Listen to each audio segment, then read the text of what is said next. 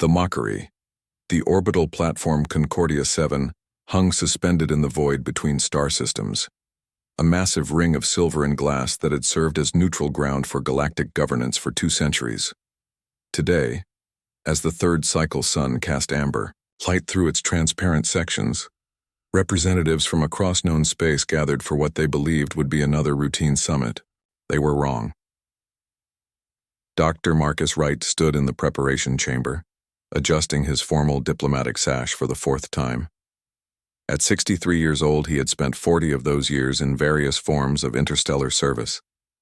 His silver hair was cropped military short, a remnant of his earlier career, and his brown eyes carried the weight of secrets that would reshape civilizations. Through the transparent wall, he could see the Grand Assembly Hall, a circular amphitheater designed to hold representatives from hundreds of species. Only 5 truly mattered. The Ascendancy occupied the eastern arc, their crystalline forms refracting light into rainbow patterns that danced across the walls. They controlled 70% of galactic trade through a network of commercial agreements that spanned 3 spiral arms. Their lead representative, Trade Sovereign Kalesh, had the appearance of a walking geode, facets of deep purple catching every photon. Directly opposite sat the Vorn Collective, biomechanical beings who had long ago merged with their technology. Their sleek metallic bodies reflected nothing, absorbing light like living shadows. They maintained the largest military force in known space, with a fleet numbering in the hundreds of thousands. General Thex 9 commanded their delegation, his optical sensors glowing a cold blue that never seemed to blink. The northern section belonged to the Silithian Commonwealth, amphibious beings whose home world consisted mostly of vast oceans. Their skin shifted colors with their emotions, currently displaying calm blues and greens. They had developed FTL travel first, making them the technical architects of galactic expansion.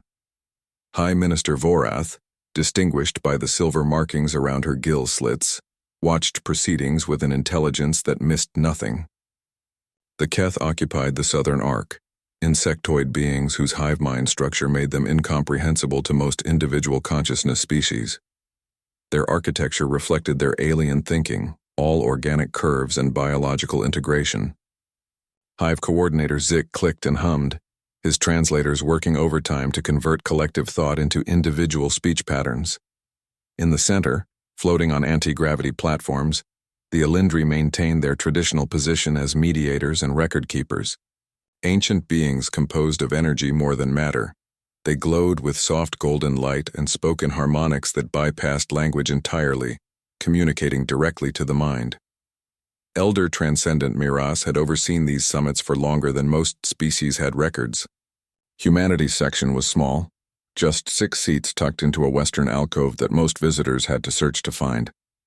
This suited Marcus perfectly. The chamber filled with representatives and observers. Marcus walked to his seat, nodding politely to those who acknowledged him, which was few. Humans had been part of the galactic community for 63 years. In that time, they had been useful, efficient, harmless. They filled technical positions, performed research, maintained systems. They were the janitors of space, and most species liked it that way. Elder Transcendent Miras's voice resonated through the chamber without sound, directly stimulating the language centers of every brain present. This summit convenes. First petition. Humanity requests consideration of autonomous governance for established colonies beyond the Terran system. Marcus stood, activating the holographic display before him. Images of human colonies appeared, thriving settlements on 12 worlds. Honored delegates, humanity has maintained these colonies for 41 years. Each has exceeded stability requirements by 3-fold. Each contributes to local economy and infrastructure. We formally request removal of oversight governance and recognition of autonomous authority. The silence lasted exactly 3 seconds. Trade Sovereign Kalesh began vibrating, a sound like wind, chimes in a hurricane that indicated extreme amusement among his species. The crystalline facets of his body flashed rapidly. Autonomous governance. How delightfully optimistic. General Thex 9's optical sensors brightened to a mocking shade of yellow. In collective archives, humanity achieved nuclear capability only 300 cycles before first contact. By galactic standards, you discovered fire yesterday. Perhaps our young friends misunderstand the purpose of these summits, High Minister Vorath added, her skin flushing pink with condescension. We are not here to validate aspirations. We are here to maintain order. Hive Coordinator Zix's clicking intensified. Individual species misses context. Collective memory holds 17 species granted early autonomy. 16 failed. Chaos propagated. Damage required centuries repair. 1 success insufficient statistical validity. The chamber erupted with agreement. Representatives from minor species joined the mockery, perhaps hoping to curry favor with the major powers. Some found the human request amusing, others found it insulting. Marcus remained standing, his expression unchanged. He had expected this. He had in fact counted on it. Trade Sovereign Kalesh continued, warming to his subject. Let us examine humanity's contributions to justify such status. Your trade volume represents 0.3% of galactic commerce. Your longest-range vessels require 4 months to traverse distances. Our commercial transports cover in 3 days. Your most advanced computers process at speeds we achieved 600 years ago. What exactly qualifies you for autonomous governance? Your military is particularly concerning, General Thex-9 added. Kinetic weapons, chemical propulsion, electromagnetic communication vulnerable to any rudimentary interference. Your entire defense network could be neutralized by a single collective patrol unit. Yet you want to govern yourselves without oversight? Hi. Minister Vorath's color shifted to orange, indicating she was building to a conclusion. Humanity serves valuable functions. Your people are excellent technicians. Your problem-solving shows occasional creativity.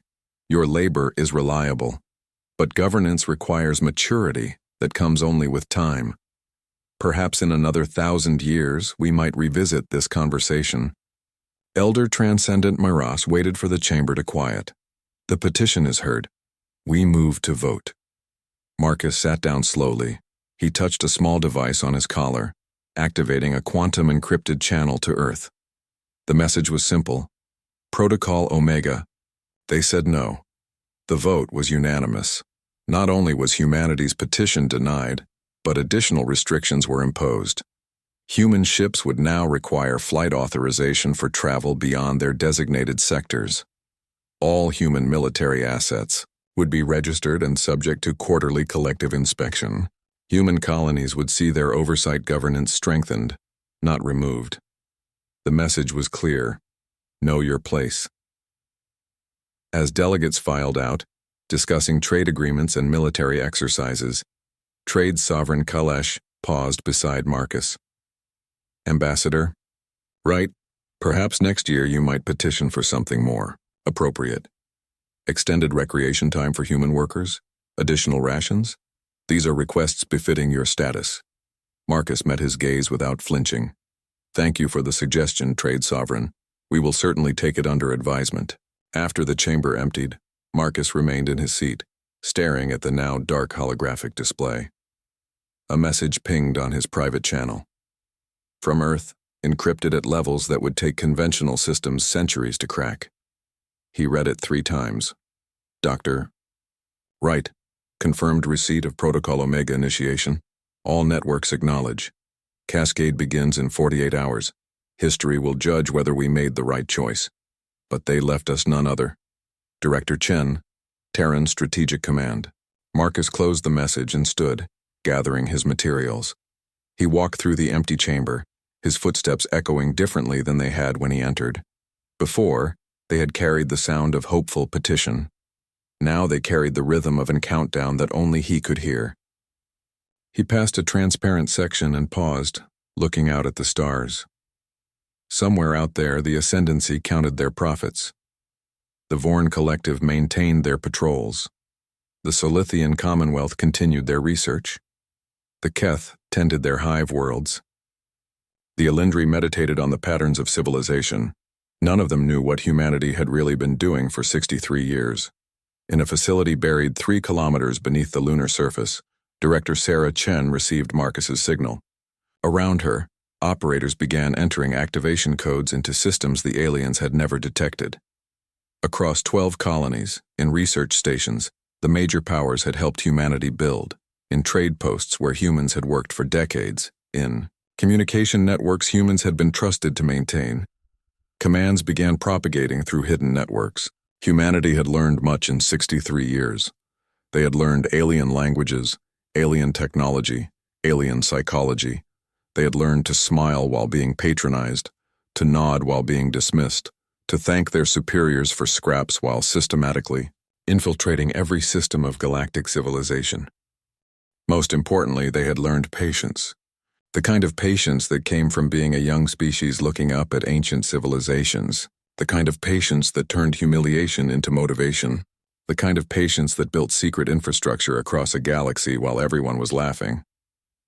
On Concordia 7, as Marcus prepared to board his transport home, he received one final message.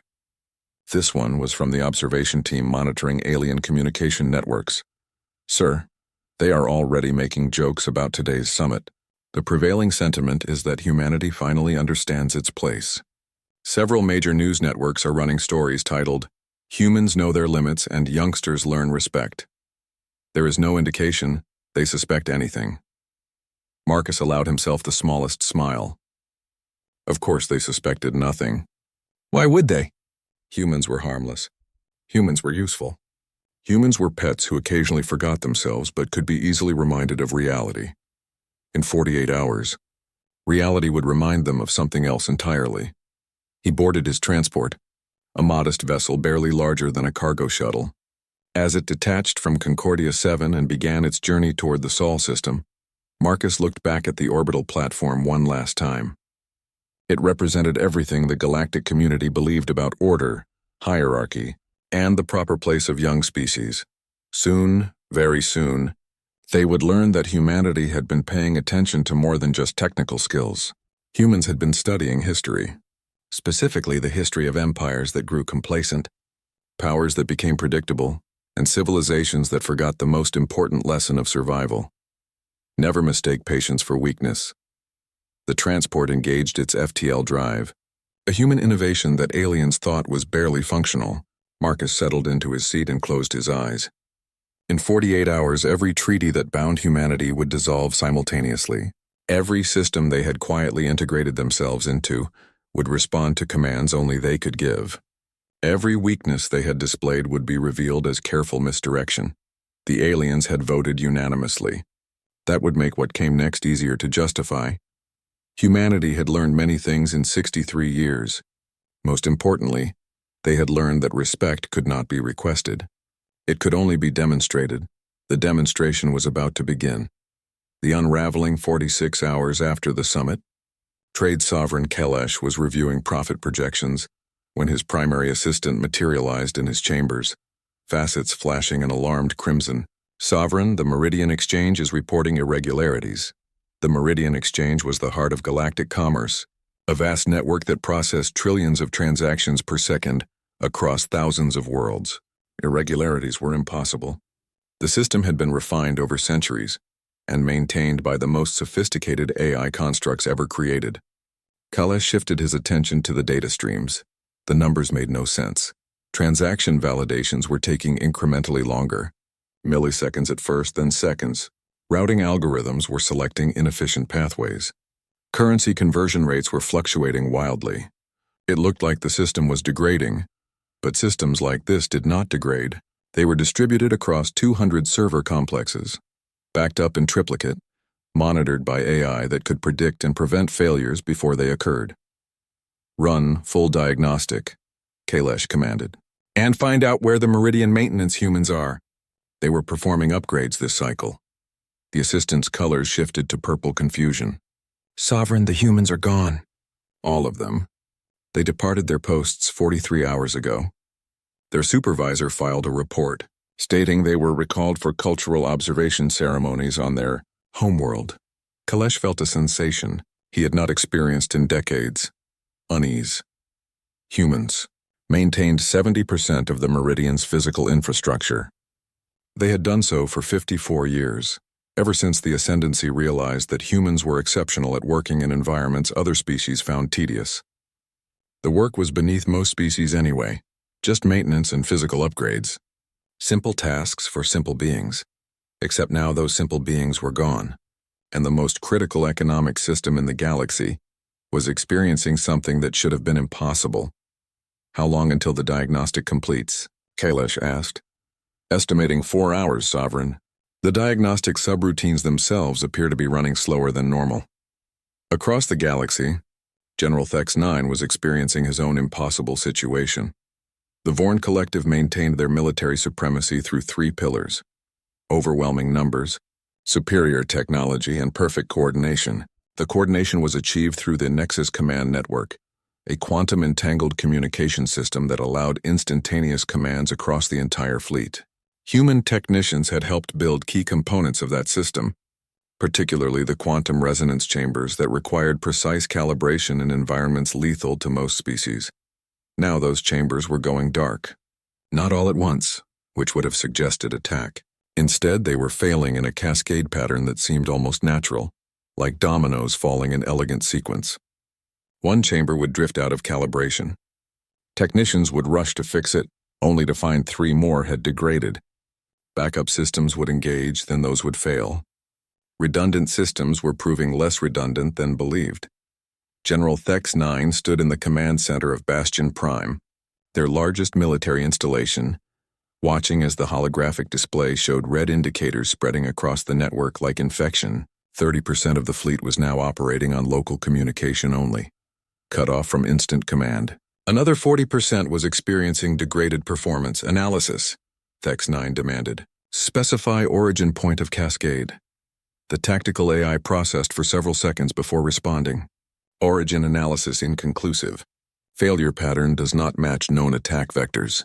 Pattern suggests systematic degradation of quantum resonance chambers. Chambers were maintained by human technical staff. Human staff departed primary facilities 41 hours ago. Departure was logged as approved leave for cultural festivals. Thex-9's optical sensors flashed red. The collective did not believe in coincidence. Location of human maintenance crews? Tracking impossible. Human vessels engaged FTL travel 37 hours ago.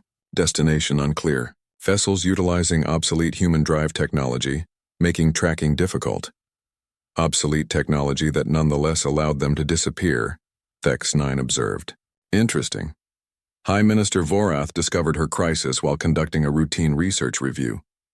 The Silithian Commonwealth maintained their technological edge through the Knowledge Archive, a vast repository of scientific data spanning millennia. The archive was more than storage. It was a living system, constantly processing and cross-referencing information, using AI to generate new hypotheses and identify research directions. Human researchers had been granted limited access 70 years ago. They had proven surprisingly adept at pattern recognition, often noticing connections that Silithian researchers missed.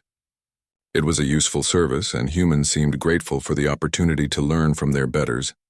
The archive was now corrupting, not obviously at first, just small things, research papers with missing references, experimental data that did not quite match logged results, navigation charts showing coordinates that were fractionally wrong. The AI systems were flagging thousands of micro-discrepancies per hour, and the rate was accelerating. Vorath pulled up the access logs, her skin flushing through a spectrum of colors as she read. Human researchers had been accessing seemingly random sections of the archive for decades. The access was authorized, so no one had questioned it. Why would they? Humans were students learning from masters. They took notes, asked questions, ran authorized queries, standard behavior. Except the queries had not been random at all. Vorath could see the pattern now. Decades of careful data access forming a comprehensive map of every critical system in Silithian civilization. Power grid architectures, communication protocols, security algorithms, medical databases. Every human query had been a piece of intelligence gathering, and no one had noticed because humans were supposed to be harmless. Where are the human researchers now? Vorath asked her assistant. They departed 3 days ago, Minister. Something about a conference on Earth. I approved the travel myself. 3 days ago, before the summit, before the denial of humanity's petition.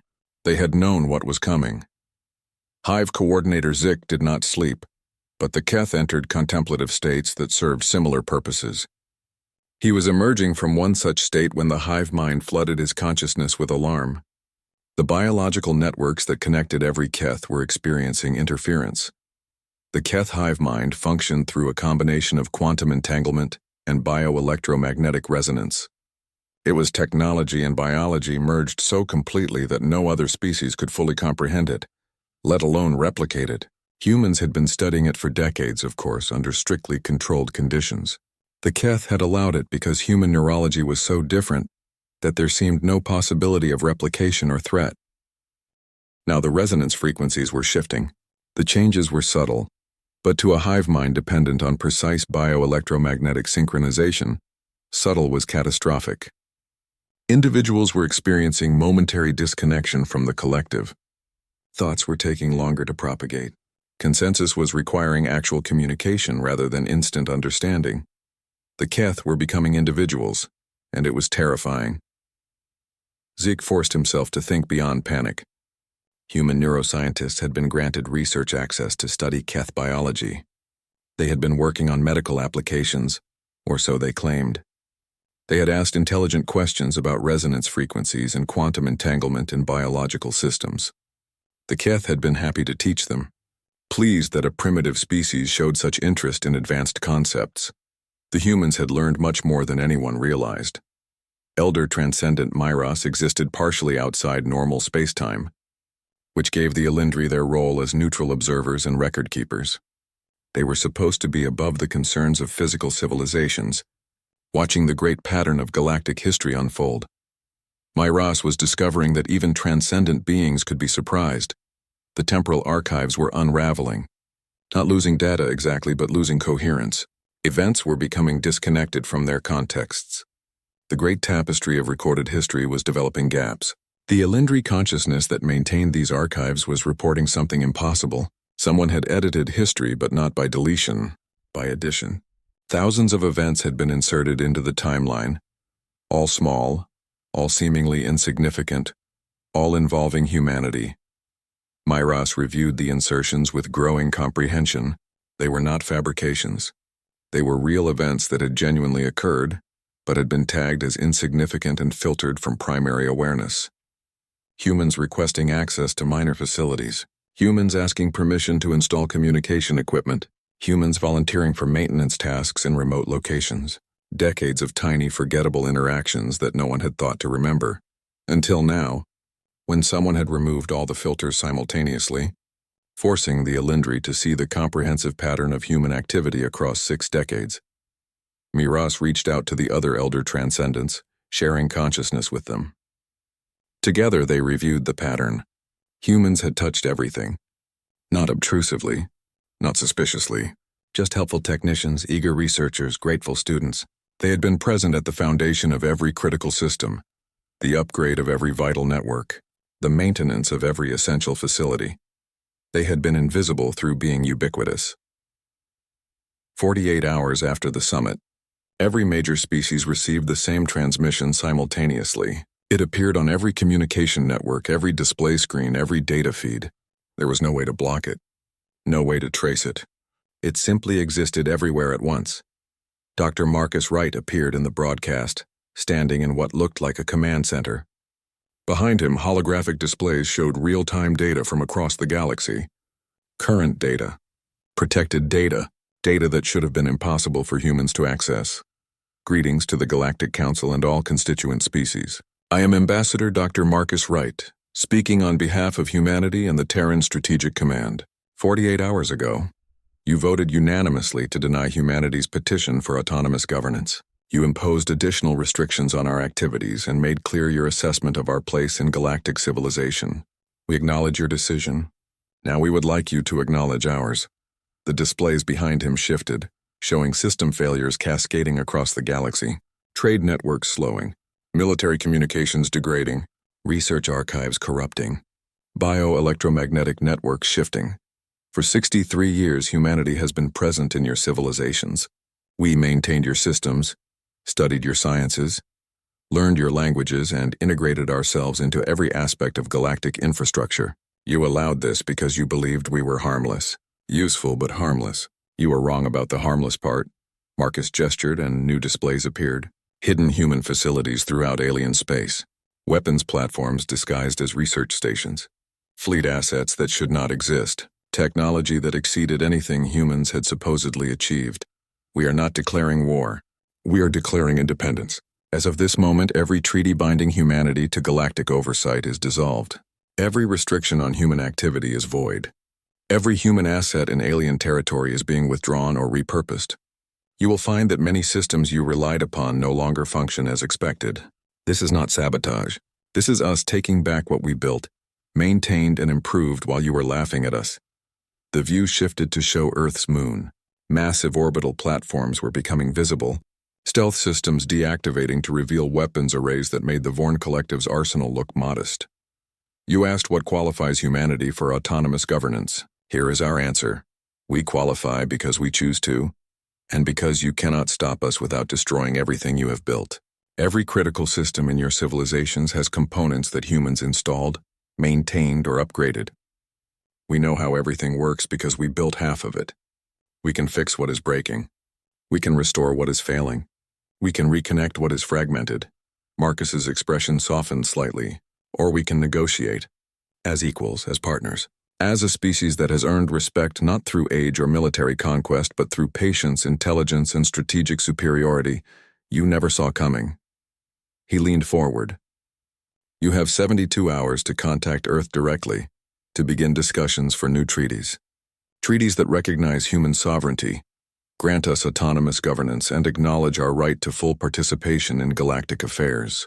If you choose not to negotiate, we will proceed with full separation. Your systems will continue degrading. Your economies will continue destabilizing. Your militaries will continue experiencing communication failures. We can survive in isolation. Can you? The transmission ended. Across the galaxy, in chambers and command centers, on homeworlds and orbital platforms, leaders of the 5 major civilizations stared at blank screens. Trade sovereign Kalish's facets had turned completely transparent, a color associated with shock among his species.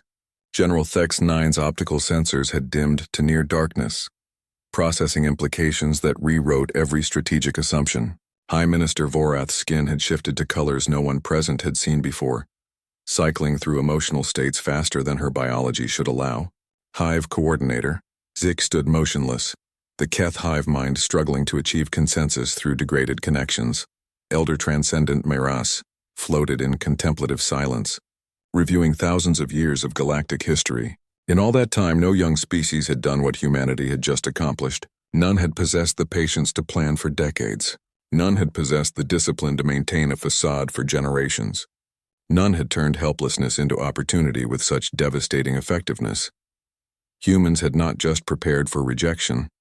They had weaponized the very systems meant to keep them subordinate. On Concordia 7, automated systems processed the transmission and generated a priority alert. The next summit was scheduled in 6 months. The AI dutifully created a new agenda item: emergency session, renegotiation of human treaties. Then, following protocols humans had helped program, the AI sent a message to Earth, requesting preliminary discussion of negotiation parameters. The response came within minutes. Just 3 words that would define the future of galactic civilization. See you soon. The new order, the Vorn Collective, made their decision first, which was predictable. Military civilizations responded to threats with force. It was in their nature. General Thex 9 stood before the Collective Strategic Assembly, presenting the only logical solution.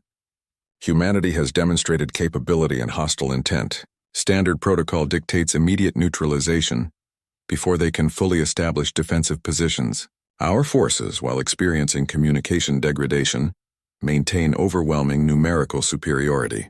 We deploy immediately and decisively.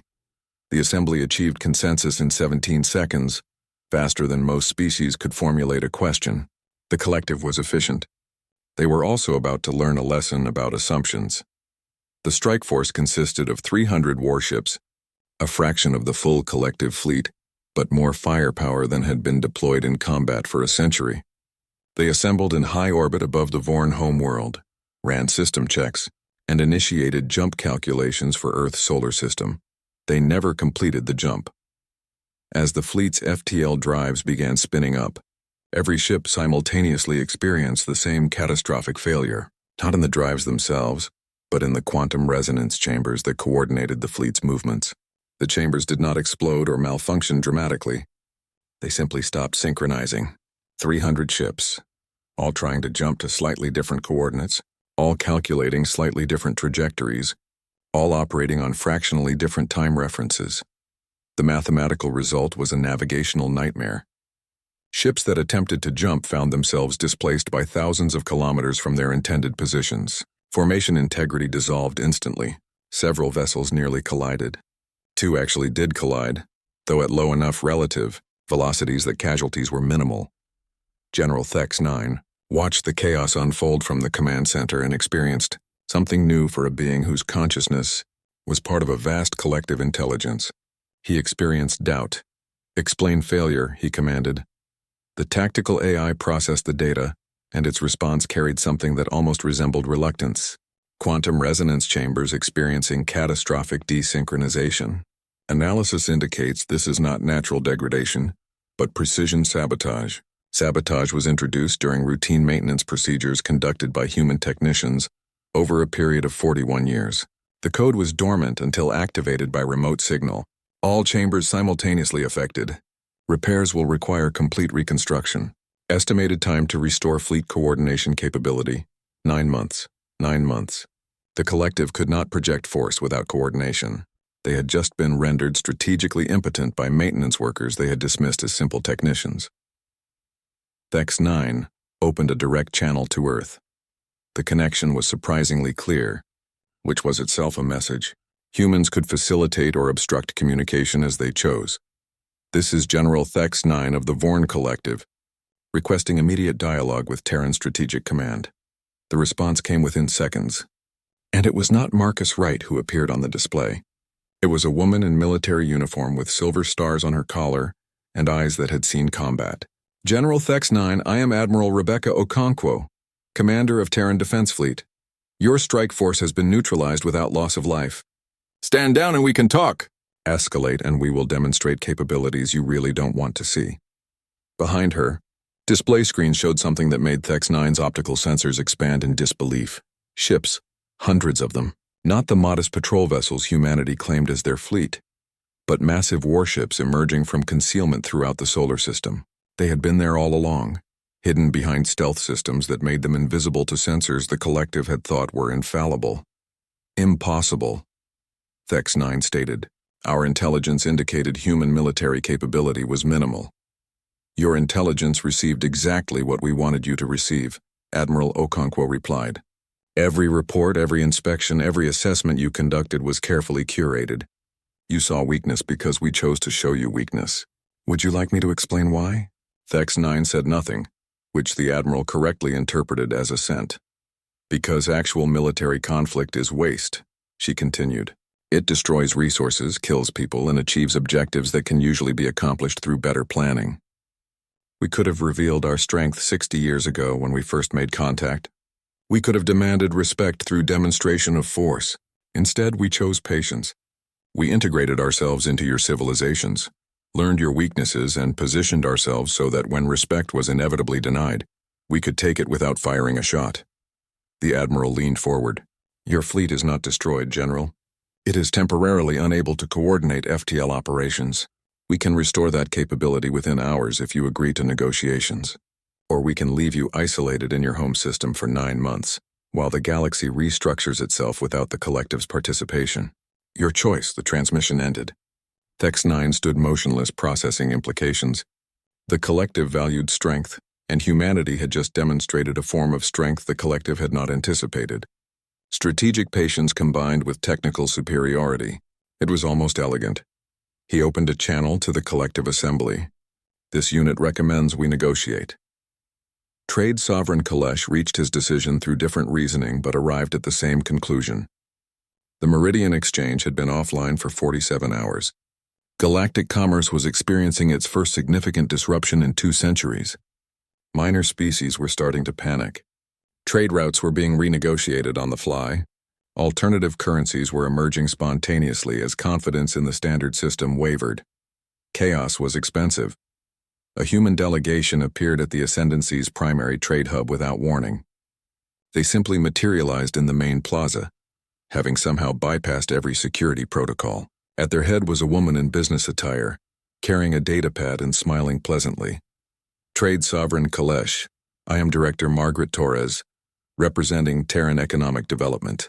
I have a proposal that I think you will find intriguing. Kalesh's facets flashed irritated orange. You have crippled galactic commerce and you bring proposals? I bring solutions, Torres corrected. The Meridian Exchange is not crippled.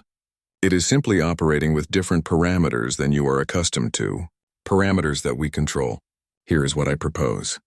We restore full Meridian functionality immediately. In exchange, Earth receives voting representation in the Ascendancy Trade Council. Human trade ships receive the same privileges as Ascendancy vessels, and we establish mutual technology exchange programs. Actual exchange, not the charity situation we have had until now? And if we refuse? Torres consulted her datapad. Then the Meridian continues operating in degraded mode. Alternative trade networks will form around it. You will spend years trying to regain the monopoly you currently enjoy. By then, humanity will have established competing systems. We are very good at building infrastructure, as you may have noticed. You will still be profitable, just significantly less so. She looked up from the pad. Or we can be partners. Real partners. We help you restore and improve the Meridian. You help us integrate into galactic commerce on equal footing. Everyone profits. The Ascendancy loves profit, does it not? Kalesh processed the proposal with the cold calculation of a being whose species had optimized for commerce over millions of years. Humanity was offering a path that minimized loss and maximized future opportunity. They were also demonstrating that they could destroy his civilization's economic dominance without destroying the economy itself. That required sophistication. I will convene the Trade Council, Kalesh said finally. But I make no promises, Torres smiled. Of course not. That is what negotiations are for. We will be here when you are ready.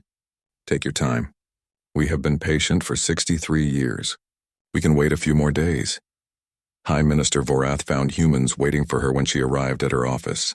They had been sitting there for 3 hours, according to her security chief, who seemed baffled that he had not noticed them arrive. The lead human introduced herself as Dr. Sarah Adesina, Director of Terran Scientific Liaison. Minister, we need to discuss the Knowledge Archive. You mean the system you corrupted? Vorath's skin flushed angry red. The system we protected, Dr. Adesina corrected gently. Minister, we did not corrupt the archive. We added authentication layers that your security protocols missed. Every piece of data is intact. We can prove this. She activated a holographic display showing the archive's structure. What looked like corruption was actually us revealing vulnerabilities in your system. Vulnerabilities that hostile actors could have exploited for decades without you noticing. Vorath studied the display, her colors shifting to analytic purple. You discovered security flaws and did not report them? We reported them 17 times over the last 40 years. In every case, Solithian researchers assured us that our concerns were unfounded, and that we did not understand the sophistication of your systems. So we fixed the problems ourselves and documented everything. Dr. Adesina pulled up logs showing decades of security reports, all marked as reviewed and dismissed. We are not here to damage the archive, Minister. We are here to offer a partnership in protecting it. Human pattern recognition combined with Solithian research capability could make the archive impregnable, or we can demonstrate exactly how vulnerable it currently is. Your choice. Vorath looked at the logs, seeing decades of warnings she had personally reviewed and dismissed as human overcautiousness. They had not been overcautious. They had been correct. The realization was humbling. What would this partnership entail? She asked carefully. Equal collaboration on research projects, joint security management of the archive, human researchers granted full access instead of supervised limited access, and recognition that human scientific contribution has value beyond simple data entry. Vorath's colors shifted through several shades before settling on contemplative green. I will discuss this with the Commonwealth Science Directorate. We look forward to productive conversations, Dr. Adesina said. The Keth faced perhaps the most delicate situation. Their hive mind was integral to their identity. The bioelectromagnetic interference was not just a technological problem. It was an existential threat. Hive coordinator Zik was experiencing individual consciousness for extended periods, and he found it disorienting. A human medical team arrived at the Keth homeworld with a proposal. Their leader, Dr. James Okafor, spoke with careful respect. "Coordinator Zik, we can restore your hive mind resonance immediately. Before we do, I want to explain what we did and why." Through fragmenting collective consciousness, Zik agreed to listen. "Your hive mind operates on quantum bioelectromagnetic principles. We studied it for decades, not to disrupt it, but to understand it. What we learned was that your resonance is vulnerable to very specific interference patterns that a hostile species could exploit to fragment the Keth completely. We introduced harmonic dampeners that protect against this vulnerability. The side effect is reduced connectivity, but the alternative is complete dissolution if someone attacks with the right frequency." Dr. Okafor displayed technical data that even fragmented Keth consciousness could understand. The vulnerability was real. The protection was real. The humans had identified a threat the Keth had never imagined and created defenses without being asked. "We can recalibrate the dampeners to maintain protection while restoring normal connectivity, but we need cooperation." Keth bioengineers working with human neurologists, shared understanding leading to better protection. Zik felt the hive mind struggling to achieve consensus with limited bandwidth. Finally, thoughts aligned enough to respond. Collective agrees to cooperation. Restore connectivity. Proceed with partnership protocols. Within hours, Keth connectivity returned to normal levels. The relief was palpable across the entire species. They had experienced vulnerability and discovered that humans had protected them from threats they had not known existed. Elder Transcendent, Myras called for an emergency convening of the Elindri consciousness. All of them merged into a single awareness to contemplate what humanity had accomplished. They played a game across generations, one consciousness observed. They planned for scenarios we did not conceive. They turned weakness into strategy, another added. They learned from everyone while teaching nothing. They demonstrated that age does not guarantee wisdom, a third noted. We assumed maturity came with time. They proved it comes with adversity. Myra synthesized the collective wisdom. We have observed 10,000 species over 1,000,000 years. None have done what humanity has done. They did not conquer through force. They did not dominate through technology. They succeeded through patience, planning, and an understanding that true power comes not from controlling others, but from making yourself indispensable. The Elindri consciousness reached consensus. We should propose that humanity be granted seat status among the 5 primary civilizations, not as supplicants but as equals. They have earned it. 71 hours after Marcus Wright's broadcast, representatives from all 5 major civilizations gathered at Concordia 7 again. This time, humanity's section was not tucked in a small alcove. The station had reconfigured itself, expanding to include a 6th major section of equal size to the others. Dr. Marcus Wright stood before the assembly, but he was not alone. Behind him stood Admiral Okonkwo, Director Torres, Dr. Adesina, Dr. Okafor, and dozens of other humans who had spent decades positioning humanity for this moment. "Thank you for accepting our invitation to negotiate," Marcus began. "I want to start by acknowledging something important. We deceived you. For 63 years, we presented ourselves as less capable, less advanced, and less ambitious than we actually were. This deception was necessary, but it was still deception. For that I apologize," he paused, letting the words settle. "But I do not apologize for protecting humanity's interests. I do not apologize for preparing for the possibility that patience and cooperation would be met with condescension and rejection. And I do not apologize for demonstrating that respect cannot be requested. It must be earned or taken. Trade Sovereign Kalesh spoke first. You could have revealed your strength years ago." "Why wait?" "Because force creates resentment," Marcus replied. "Partnership requires mutual benefit. We needed to integrate deeply enough that separating our contributions from your civilizations would be painful for everyone. Not to threaten you, but to make cooperation the obviously superior choice." General Thex 9's optical sensors glowed thoughtful green. "You weaponized our dependence on your labor." "We weaponized your assumption that labor was all we could contribute," Marcus corrected. "You saw technicians. We were engineers. You saw researchers. We were intelligence analysts. You saw servants. We were students learning everything we could about teachers who did not realize they were teaching. High Minister Vorath's colors shifted to respectful silver. It was remarkably patient. Humanity is a young species, Marcus said. But we have long memories and longer planning horizons. We knew we could not compete with civilizations millions of years old on their terms, so we created our own terms. Elder Transcendent Myros projected into everyone's consciousness.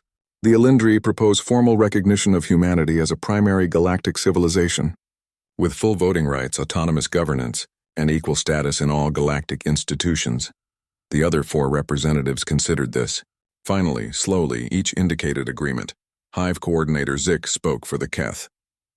Collective acknowledges respect for strategic capability. Proposes partnership in biological research. The Vorn Collective offers joint military exercises and technology exchange. Thex 9 added. We can learn from each other. The Ascendancy welcomes human participation in trade councils, Kalesh said. Equal partnerships profit both parties. The Silithian Commonwealth invites full collaboration on scientific endeavors, Vorath concluded. Marcus nodded slowly. Then let us begin negotiations. Real negotiations between equals. We have much to discuss. The summit continued for 6 days, the longest in galactic history. New treaties were drafted recognizing human sovereignty, establishing mutual defense agreements, and creating frameworks for economic and scientific cooperation. The galaxy was restructuring itself, not through conquest or collapse, but through recognition that power took many forms. On the final day, as representatives prepared to depart, Trade Sovereign Kalesh approached Marcus privately. I must ask, how long had you been planning this? Marcus smiled. Since first contact. When your delegation arrived in our solar system 63 years ago, the first thing we did after greeting you was convene our strategic planners. We asked ourselves a simple question.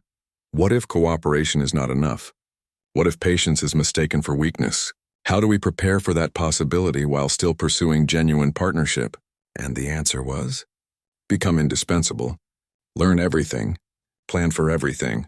Hope for the best, prepare for the worst. Make sure that when respect was inevitably withheld, we could take it without starting a war. Kalesh's facets shifted to impressed gold. It was brilliant strategy. It was necessary strategy, Marcus corrected. We did not want to be conquerors. We wanted to be partners. But partners must be equals and equality must be demonstrated, not requested. It was necessary strategy, Marcus corrected. We did not want to be conquerors. We wanted to be partners. But partners must be equals and equality must be demonstrated, not requested. He looked out at the departing ships, vessels from species that had mocked humanity just days ago and were now treating them as peers. The galaxy will be different now. Better, I hope. More cooperative, more innovative, more resilient. That was always the goal. Not human dominance, but genuine cooperation among true equals.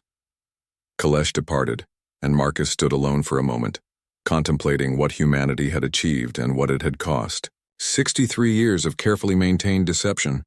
Generations of humans working in secret, knowing they might never see the payoff for their sacrifices. Countless individuals subordinating their pride to a strategy that required appearing weak when they were strong. But it had worked. Humanity had earned its place not through conquest but through strategic brilliance. They had turned dependence into leverage, patience into weapon, and humiliation into opportunity. Admiral Okonkwo joined him at the window. You did it, Marcus. Everything we planned, everything we sacrificed for. We did, he agreed quietly. Now comes the harder part. What is that? Living up to what we claimed to be. We told them we wanted partnership. Now we have to prove we meant it. We demonstrated we could break things. Now we demonstrate we can build things. That is the real test. They stood together, watching ships depart into a galaxy that had fundamentally changed. Humanity had announced itself not with violence but with revelation, not with conquest but with capability. The silence protocol had ended. The age of genuine galactic cooperation was beginning, and it had started with a species that learned the most important lesson of survival. Patience is not weakness, and those who mistake it for such learn that lesson too late. Humanity had waited 63 years for respect. They could wait as long as necessary to prove they deserved it. That was their strength. That was their future. That was what made them truly remarkable among the stars.